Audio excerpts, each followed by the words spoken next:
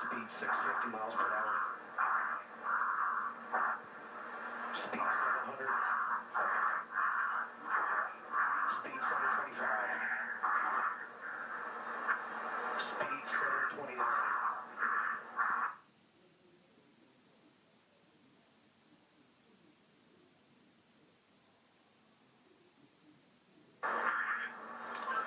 Feet fall, speed 729 and decelerating.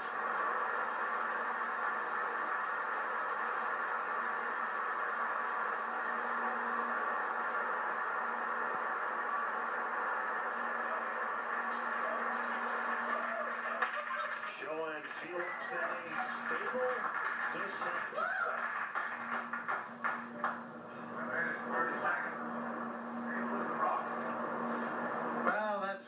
Very reassuring what we've seen there. A high-speed drop, and now you can see from the little dot, there's the applause. Felix, you told him? Said something.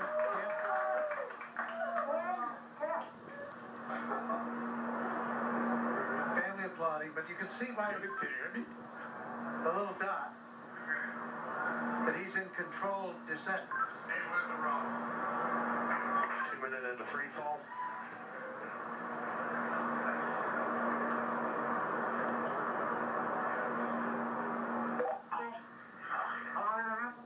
So 2 minutes. Well,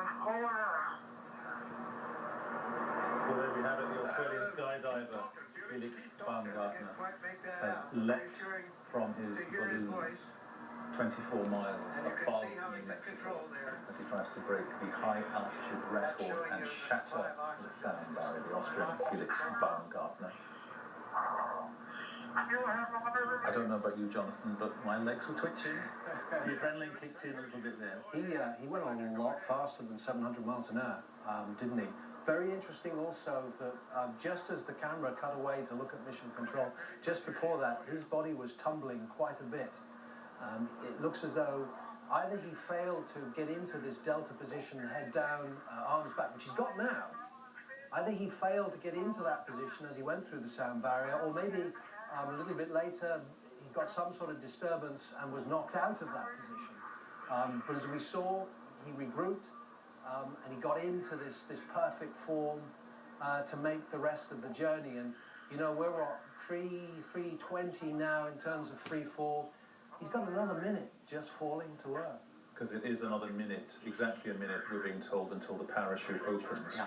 Because then it will be, what, 4.5 minutes of free fall? Yeah. And the noise, that was interesting, wasn't it? Because there was that minute of silence. And if you've watched any kind of sci-fi film that involves people chasing nasty things across other planets, there's that breathing inside the headset that you hear, that. And no matter how much training you've done, no matter how much prep you've done, the adrenaline kicks in, the breathing goes to the top of your lungs, and he's thinking, oh my, I've done it. You could hear him breathing faster, couldn't you? Absolutely. It was wonderful just to hear his voice. I think everybody sort of kind of held their breath when they saw him tumbling. I was certainly worried when I saw that, because I thought, okay, is he okay? Because that wasn't the idea. We've just had the parachute deployed. Look at that, Peter. Let's listen into what Mission Control say.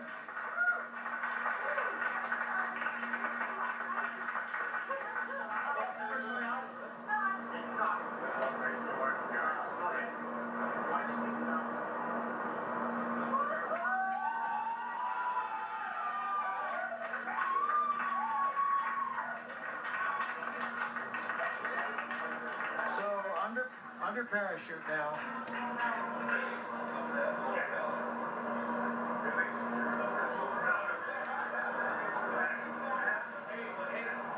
Could have done it better myself.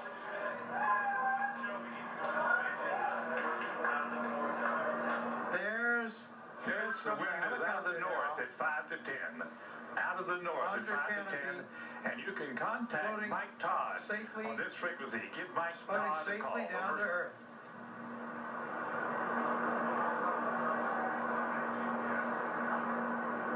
There's Ava Baumgartner. Felix, the wind's out of the north, 5 to 10. Give Mike Todd a call on this frequency. Cheers of joy from Mission Control.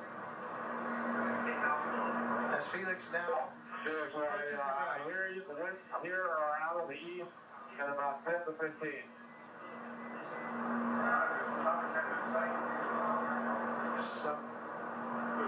So we're now at 6,000 feet. This is mission control. Felix is This would current be one of altitude those up to experiences 3,600 where, meters. at one level, in his memory, in his mind, it will take 3 nanoseconds, and yet he will now surely spend days, weeks, even months processing his achievement. Yeah, I mean, he's actually opened the parachute a little bit earlier than I thought. Not absolutely clear why that is, but he looks good. Look, his arms are up. He's got that chute in perfect control. It's got the red ends on it, which tell us that it's the main chute and not the reserve chute, which might have deployed automatically if he got into to trouble. So that tells people from afar off that he's in good shape and he's getting himself ready to come into the ground. There'll be a couple of chase helicopters now that are going out after him, trying to recover him. The first person that will go up to him will be a representative of the United States Aeronautic Club. They are the representative of the international body that oversees all aeronautic records. And he has a chest pack on his front there, which has 4 GPS receivers that will have recorded all of the data that will underpin any claim that he makes to the International Aeronautic Federation. It's been recorded on a little microcard. That representative will take that card, take it back to mission control, run it through the computer, work out the actual numbers. But I think we know, Peter, certainly that he's broken the altitude record. It's a question of just how fast he got, I think, to understand whether or not he broke the speed of sound. Part of that is understanding also where the speed of sound is in the atmosphere, because it's at a different speed up there than it is down here. If you remember, the land speed record for a car was up at about, 763 miles an hour, I think.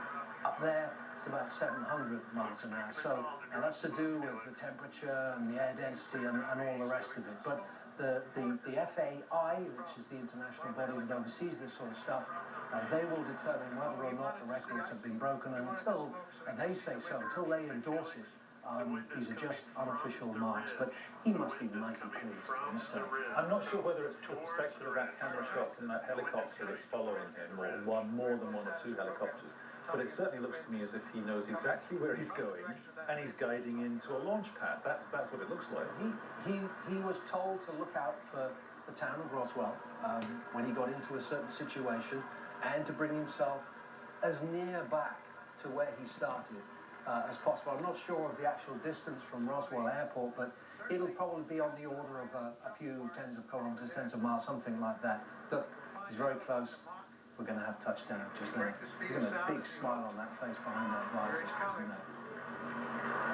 And there you can see by the approaching shadow. Just about there, and he does it. World record holder.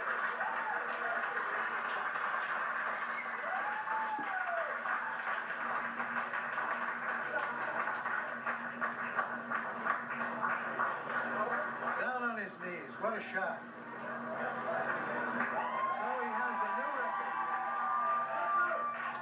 Control shows recovering crew. It's at Felix's location. Also, mission control shows the balloon has been cut from the capsule, and the capsule is on its descent. So in there fast. He has the world's record now for the highest jump by far. I guess that says something, Jonathan, about the human spirit, doesn't it? It's that part of mankind where you just want to, there's a part of your brain sometimes just says, yeah, go on, jump, keep on going. It's what took us to the moon. It's what wants to take us to the red planet, to Mars as well, something you've covered on this channel many, many times. It's that desire just to push the envelope. Oh, we live a cozy life now, a lot of us do, and we rely on people like Félix Baumgartner to wake us up every so often, don't we? Most of the records, a lot of the records, aeronautic records, they've all been set a long time. There's very little left to go do. You know, everybody's done it. Whatever there is to do, most people have done it. But there's one or two places where you can still push the envelope, as they say. How does he top this? I don't think he can, actually, to be totally honest, and I don't think he's going to want to either. You know, he's a commercial helicopter pilot. He'll probably go back to flying helicopters, doing the odd base jump, but, you know, he's, what, 43? I'm 49. I think he deserves to put his feet up, doesn't he? What were the main danger areas? I mean, seriously, you know, because some of those pictures, in the run-up to the actual jump, some of the pictures were on a delay because of obvious reasons, because if something had gone wrong, there were issues of sensitivity that we had to be aware of, but where might it not have worked?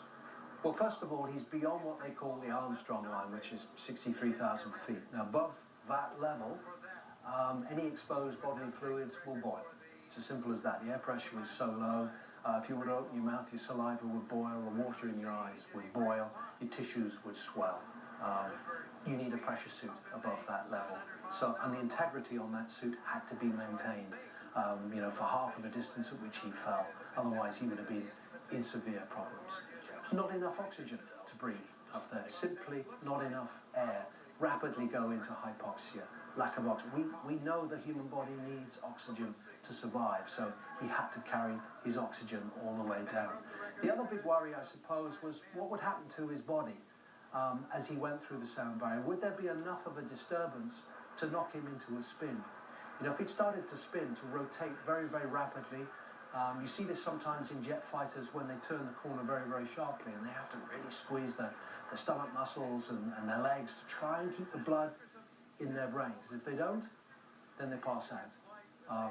If you start to rotate very, very rapidly around your head, all the blood, as I say, goes out of your legs. Do it the other way, you get a rush of blood to the head, and that's called a readout. Again, very, very dangerous indeed. So he had a system on his parachute gear that if it saw him rotating too fast, would have automatically deployed the reserve chute. Well, not the reserve chute, a drogue chute, let's call it that. Would have helped to have stabilized him, slowed the rotation down, hopefully brought him to a situation where he could deploy a chute in a normal way and come down before any particular health problems set in. But these are part of the things that they wanted to test, to understand, you know, because if we do get space vehicles in future that take tourists, for instance, into space, you know, a tourist, if you're paying a lot of money, you might want some sort of bailout capacity. You might not buy a ticket unless you thought the company that was selling you the ticket had thought about that. Will there be any kind of health or science dividend? Will we learn anything from this?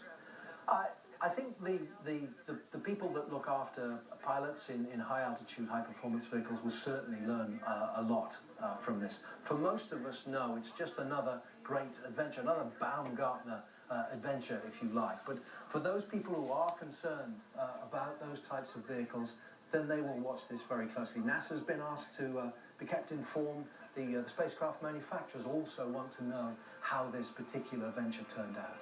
Jonathan Amos, our science correspondent. Great to have you here, Jonathan. Of course, we appreciate your insight. So there we have it. The Austrian skydiver Félix Baumgartner has managed it. He has